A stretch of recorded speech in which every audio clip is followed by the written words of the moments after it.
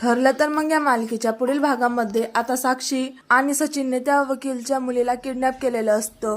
Video बघून सचिन बोलत असतो की जर महिपत शिकरेची केस तू घेतली नाही ना तर तुझी मुलगी सुखरूप घरी येणार नाही।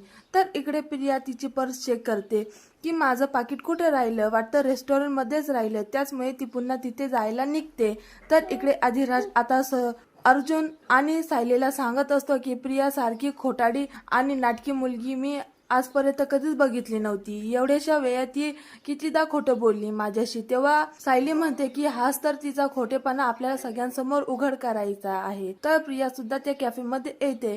तर इकडे अर्जुन सायलीचं आता लक्ष नसतं, ते तिथे एकत्र बसतात। पण मात्र त्या प्रिया आता तिथे वेटरशी भांडू लागते, डोळे फुटलेत का तुझे, तुला दिसत नाही का? त्यावेळेस अर्जुन सायलीचं लक्ष प्रियाकडे जातं।